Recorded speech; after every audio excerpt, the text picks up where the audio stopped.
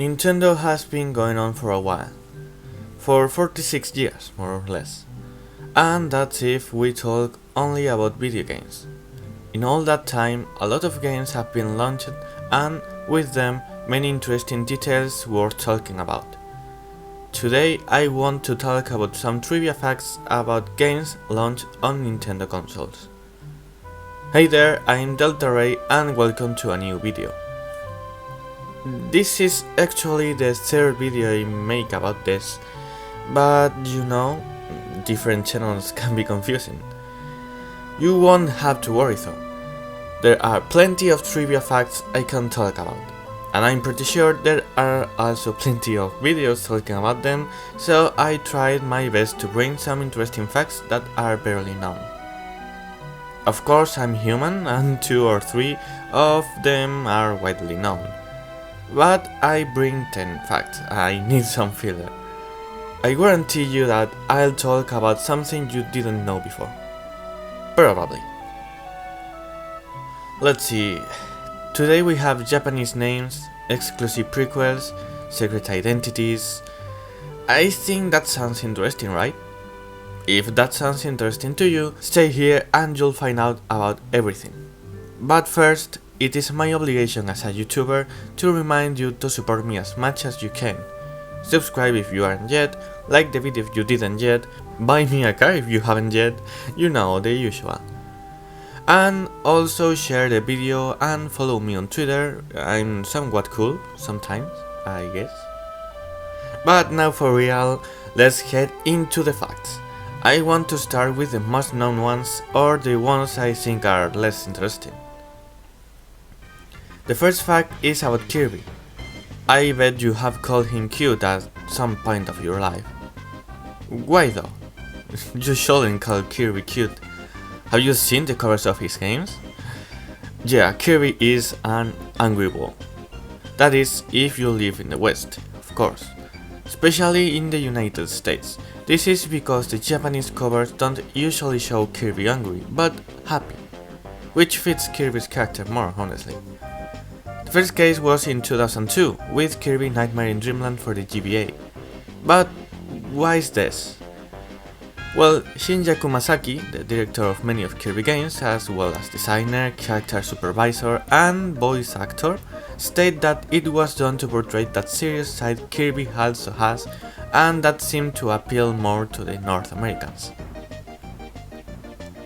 So basically they thought Americans will be happier with an angry Kirby, and that maybe they wouldn't find a cute pink ball girly, so the cool boys wouldn't fear playing them without feeling less cool or masculine. Yeah. Luckily, they apparently stopped doing that recently, with Kirby being either angry or happy in all the versions. For the second one, I want to talk about Tomodachi Life. You know, that random 3DS game about Mies in which they basically live together in an island, meaning that Peter Griffin can marry Tifa Lockhart and then have Garfield as their son. An absolute masterpiece of a game. But actually it isn't Tomodachi Life, the game I want to talk about, but its prequel, if you can call it that. Yes, Tomodachi Life has a prequel. It's called Tomodachi Collection and it was released exclusively in Japan in 2009 for the Nintendo DS. As most of you will probably know, the Nintendo DS doesn't have Miis, so to have them in this game, you could either create them with the Mii Maker built-in game or transfer them from your Wii.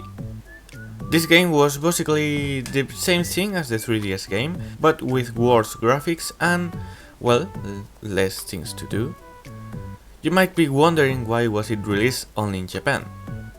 Was it because it didn't sell well? Because they thought Westerns wouldn't like it?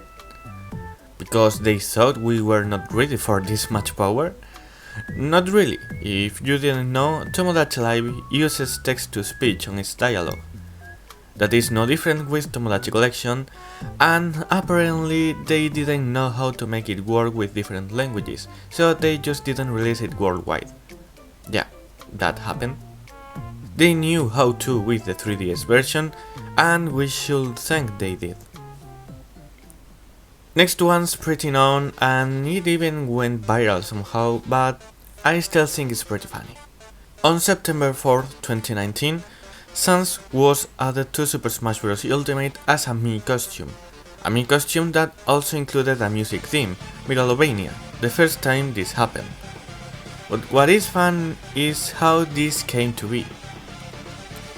Sakurai himself said during the costume presentation that he met Toby Fox personally and they played Smash together before working on songs for the game. This has never been officially stated, but it's often thought, and very rightfully so, that the idea to add songs into Smash came up during that day. And probably because Toby destroyed Sakurai. I mean, Sakurai admits that he was his most formidable foe ever. For the next one, I wanna talk about Pokémon, or Sword and Shield to be more exact. Around a month before the game's release, a 24-hour livestream took place in which Glimwood Tangle was first shown. The livestream consisted in 24 hours of the same shot. From time to time, some sounds could be heard or even some Pokémon could be seen, such as Pikachu or Shiinotic. However, that livestream didn't only reveal Glimwood Tangle, but also two Pokémon species, more or less. At some points of the stream, Impidimp appeared, and that was actually the first time Impidimp was shown besides the E3 2019 demo. The thing is, most of the times Impidimp appeared, it was to cover another Pokémon. Also, the reveal of a new Pokémon like Impidimp made people interested. What really brought the attention was precisely that hidden Pokémon, and there was a lot of speculation until Galarian Ponyta was finally revealed. Next day, the official Pokémon channel showcased Galarian Ponyta and officially announced it, but not Impidimp. In fact, there was almost no info about Impidimp until the final release of the game. Impidimp really looks like the kind of Pokémon to cause this kind of mischief, isn't that right? Japanese names are often different from the ones we know. That's quite obvious, but there's something I love regarding this subject in the Mario games. You know the Koopa Troopas, don't you? Those little turtles that aren't really a threat that work under Bowser. Well, I love the fact that Koopas aren't called like that in Japan, basically because that is the Japanese name of Bowser. Yes, Bowser's Japanese name is actually Koopa. And that's not actually that unknown, I just find that funny. Of course, Koopas must have another name in Japan, right? Yes, they do, I just said that. And they are named Noko Noko. Now, the actual reason I wanted to talk about this was because of the reason behind their Japanese name. Noko Noko means doing something without care or walking slowly, which is actually really meaningful considering their behavior. And it wasn't the point of this fact, but Goomba's Japanese name is Kuribo, which could be translated into Chestnut Boy, because they somewhat resemble chestnuts. Amazing. And going on with the Japanese names, this time I am going to talk about the Japanese title of a game. The one from Fire Emblem Three Houses, the last installment of the Fire Emblem franchise. This point might contain spoilers for the game, and when I say that it might, I mean that it will. So if you haven't completed the game, or well, if you don't know much about it because due to the nature of the game, you might finish the game once and not being aware of all of the secrets of the other storylines.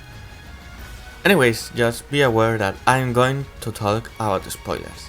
That's it. Well, the title Three Houses talks about, of course, the three paths one can take in the game: the Golden Deer, the Blue Lions, and the Black Eagles. However, this title is different in Japanese, as you probably guessed at this point. The Japanese title is Faya Emuburemu Fu Kasetsugetsu, which could be translated as Fire Emblem Wine Flower Snow Moon. This is a beautiful title actually because it is based on a Chinese poem, but it is also significant to the game's plot because if you paid enough attention, you'd know that every single route of the game are named after this title. Verdant Wind for the Golden Deer, Crimson Flower for the Black Eagles, Silver Snow for the Church of Seiros, and Azure Moon for the Blue Lions. Of course, this is important because it hides in plain sight that the game doesn't actually have 3 different routes as it was originally announced, but 4, and an attentive player will suspect this when comparing the titles, if they don't find the hidden path before that, of course. And now, and because I love Smash, I wanted to talk about Smash again, but not really. You know how some games scrap ideas for whatever reason, right? And how sometimes these ideas will change completely the game. For example, Star Fox Adventures was going to be a brand new IP. That's what actually happened to the Wonderful 101, the game where you can control up to 100 characters at the same time. The Wonderful 101 was designed by Platinum Games and it used brand new characters, but the truth is that originally it was planned to be a sister series to Smash, which means that the core mechanics will remain the same as the ones we already know in the Wonderful 101, but with Nintendo characters. Can you imagine Mario, Link, and 98 more Nintendo characters running from place to place and forming giant fists and swords? Sadly, the idea was scrapped for some reason and Platinum Games decided to go with original characters. But honestly, although it would have been really cool, I think it's better with brand new characters that will fit the game's style better. Just like what happened with Splatoon. As I say, scrap ideas are everywhere, but next case is a bit special. Xenoblade Chronicles launched originally in 2010 for Nintendo Wii and of course has scrapped contents as well. This time being Fiora's default design that you are seeing right now. Don't worry about her hands, they weren't going to be like that. But what makes a scrapped design special? Well, 2 things actually. The first thing, and most important, is that it was actually used. During the 2009 E3, 1 year before the original release, Xenoblade was shown as Monado, beginning of the world. There, Fiora can be seen very briefly using that design. Usually at this point of development, most things are already about to be finished and the game only has to be a bit polished. Watching the trailer you can tell the game was at that point and only some textures need some work and most models weren't only finished but in the state we know them nowadays. So I say that Fiora's design was changed very shortly before the game's launch. And this might be related to the second point. If you go back a bit, you might realize that I never said this design or this outfit was completely scrapped, because the game as well as the remaster use it, and you can actually make Fiora wear these clothes. Also, it might be a bit difficult to do it outside of a New Game Plus. The penultimate fact is not really about a game itself, but about its team. Most games have a really huge team working on it, especially the big ones. In the case of Nintendo, being a Japanese company, most people of the main team will be Japanese. Of course, seeing a foreign name in the credits of a Nintendo game will draw attention. That's what happened in the staff credits of The Legend of Zelda Breath of the Wild. During the staff credits of the game, there is one team labeled as Wildlife Programming. There are 2 names, a Japanese one and a foreigner one. Curry Panel. Did I pronounce it correctly? This fact might be interesting, but maybe not interesting enough to take the second spot. So what if I told you that we knew about this man years ago, in 2007? Turns out that in that year, someone posted on an online forum asking for advice to fulfill his dream, moving to Japan and working for Nintendo. The name of the original poster? None other than Cory Panel. Well, I imagine that you figured that out at this point. I mean, it could be a coincidence, but I don't think it is. Dreams do come true, so keep chasing them, okay? You never know how high can you head until you try. And lastly, one that is somewhat related, and it is about Earthbound. Once again, during the staff credits, there is one name that kinda stands out. A person named MD Seeger is credited as the opening rock guitar. However, this person seems to not exist. Searching the name on Google barely gives any info, being the only data that this person only worked on Earthbound and nowhere else. Well, it could be that the name is actually a pseudonym, and actually it is. Turns out there is a really well-known and popular person behind that pseudonym. In the official Japanese Earthbound strategy guide, in other words, the Mother 2 strategy guide, and it is important that this info only appears in the Japanese guide, MD Seeger's real identity is mentioned, and it turns out that Seeger's real name is Shigeru Miyamoto. Yes, Miyamoto himself played the guitar for Earthbound. I didn't even know he could play the guitar. Did you? Well, I didn't at least. And that will be it for now. I hope you enjoyed the video, or I hope that you appreciated my efforts. I had to read a Japanese guidebook, you know. This script took me a lot of time, but it was pretty interesting to write. I really hope you enjoyed it. I'm sorry for the small vacations I took. I either was busy or wanted to rest from the busy things, you know. I hope I can make videos more regularly from now on. For now, why don't you subscribe if you aren't yet? And also leave a like, comment, share it with everyone you know, well, the usual thing, you know. Also follow me on Twitter and check the Spanish channel if you are a Spanish speaker. Thank you, and well, I think that's it for now, so let's meet any other time. Thank you and see you next time.